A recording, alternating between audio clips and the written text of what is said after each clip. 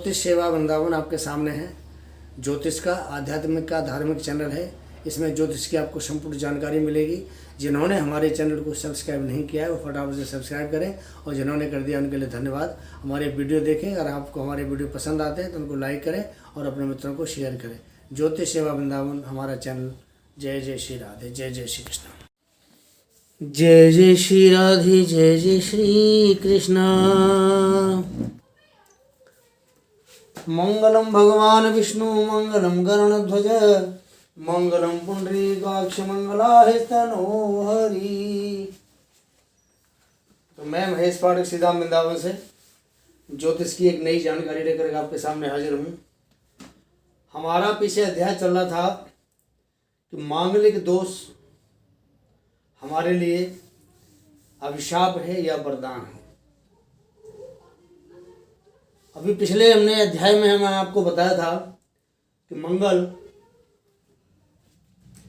प्रथम भाव में बैठेगा क्या फल करता है, द्वितीय भाव में बैठेगा तो क्या परिणाम करेगा, तृतीय भाव में बैठेगा तो क्या फल करेगा, और चतुर्थ भाव में बैठेगा तो क्या फल करेगा। हमने आपको 4 भावों के बारे में जानकारी दी थी, प्रथम भाव, द्वितीय, तृतीय और चतुर्थ भाव के बारे में। आज बात करते हैं हम पंचम भाव, षष्ठ भाव, सप्तम भाव और अष्टम भाव। मंगल अगर यहाँ होगा, यहाँ होगा और यहाँ होगा और यहाँ होगा तो क्या करेगा।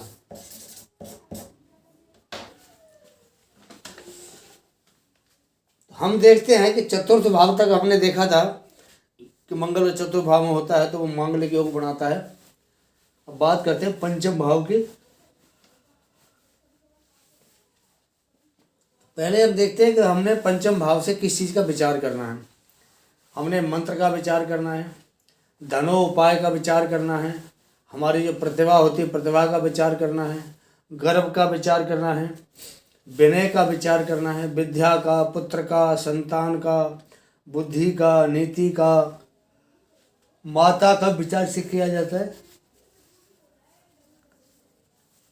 सुख का विचार करते हैं, घुड़दौड़ में जो हम बाजी लगाते हैं उसमें हमें सफलता मिलती है नहीं मिलती उसके विचार भी इससे किया जाता है। पितृधन का विचार भी इससे किया जाता है। कलेजा जो हमारा होता है जिसको हम जिगर बोलते हैं वो, उसका विचार भी किया जाता है। पीठ का विचार भी इससे किया जाता है। जो हम किसी काम का प्रबंधन करते हैं उसका विचार भी इससे किया जाता है। तो पंचम भाव से इतने सारे हम चीज़ों का विचार करते हैं। अब पंचम भाव के आपको फल बताते हैं कि पंचम भाव में मंगल बैठेगा तो क्या करेगा। अगर पंचम भाव में मंगल हो तो मनुष्य को कफ और बात की पीड़ा, स्त्री, मित्र, पुत्र से सुख की हानि और बुद्धि में विकार होता है। ये इसका फल होता है मंगल का, अगर पंचम में बैठता है तो। और दूसरे शास्त्र कहते हैं कि अच्छी विद्या देगा, संतान लड़का होगा, लड़कियों की जोड़ी होगी, धनी होगा, संपन्न होगा, रात का बेचैन, अनिद्रा, पेट के रोग, ऑपरेशन,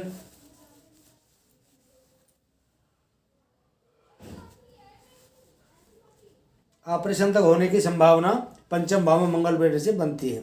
हकीम, डॉक्टर, बड़े बूढ़ों अथवा बुजुर्गों को श्वास का कष्ट, अचानक दौरे पड़ना, यदि मंगल पर बुरी दृष्टि हो तो संतान असुखद, क्रोधी और विश्वासघाती होती है। शास्त्र क्या कहते हैं। तनय भवन सस्ते भूमि पुत्रो मनुष्यो भवती तनयहीनः पापशीलो अति दुखी यदि निज गृहे तुड़गे वर्तते भूमि पुत्रो कृष्णमलयुत गात्रम पुत्रमेक ददाति। अगर मंगल पंचम भाव हो तो संतानहीन, पापी, दुखी होता है। यदि अपने पर यानी स्वग्रही या उच्च का हो तो दुर्बल और कुरूप एक पुत्र होता है। तो पंचम भाव का ये मंगल का परिणाम होता है। अगर पंचम भाव में मंगल बैठता है तो उसका क्या फल होता है और हमने किस किस चीज़ का उससे विचार करते हैं। अब बात करते हैं मतलब छठे भाव की। ये छठा भाव आपके सामने है, इसको रुपु भाव कहते हैं। दुश्मनों का भाव है, शत्रुओं का भाव है। इससे हम क्या क्या विचार करते हैं। इसको हम चतुष्पद बोलते हैं, छठे भाव को चतुष्पद भाव है ये। खर, उष्ट्र, महिषादि, पशु, चोर का भय, संग्राम, मातुल मान यानी मामा, ढीलापन या कमजोरी, रोग, शत्रु, व्रण, क्रूर कर्म, बंध भय, मृत्यु, क्रोध, लोभ, मत्सर, धान्य, क्षत, विघ्न, कलेश, परस्त्री, आंत, चाचा चाची, सौतेली माँ एवं शंका आदि का विचार जो हम छठे भाव से, इन चीज़ों का हम विचार करते हैं छठे भाव से। इसको कहते हैं षष्ठ भाव, ऋतु भाव या शत्रु भाव। अब कुछ ये कहते हैं षष्ठ भाव के बारे में कि साहसी होगा, क्योंकि छठे भाव का ये मंगल कारक भी होता है। ये तीसरे भाव का कारक होता है, छठे भाव का कारक होता है। तो यहाँ पे और ये कहावत और भी है हमारे शास्त्रों में कि अगर तीसरे भाव में, छठे भाव में और 11वें भाव में, 12वें भाव में अगर पाप ग्रह बैठेंगे तो उसका फल बढ़िया होता है, खराब नहीं होता है। साहसी होगा, शत्रुनाशक होगा, सेना पुलिस अधिकारी होगा, भाइयों की हानि होगी, तरस तरस के इसको बच्चा मिलेगा, संतान कम होगी, एक लड़का की लड़की अवश्य होगी, सोने से इसको लाभ नहीं होगा, माता का स्वास्थ्य खीण रहेगा। यदि कुदृष्टि हो तो फसादी, झगड़ालू, फरेबी, मक्कार, झूठा होगा। एक हमारे शास्त्र और क्या कहते हैं, रिपु गृहगत भौमे षडगरे मृत्यु भागी, सुत धन परिपूर्ण स्तुर गंगे सौख्य भागी, रिपुगण पर दृष्टे नीच गे क्षोण पुत्रे, भवती विकल मूर्ति कुत्सित क्रूर कर्माहा। यदि छठे भाव में मंगल हो तो लड़ाई में उसकी मृत्यु होती है, उच्च का हो तो धन पुत्रादि से युक्त होता है, सुखी होता है। यदि नीच राशि का हो तो अपने शत्रु से दृष्ट वह रोग युक्त और निंद कर्म करने वाला होता है। बात करते हैं सप्तम भाव की, कि सप्तम भाव से हमने क्या क्या चीज़ का विचार करना होता है।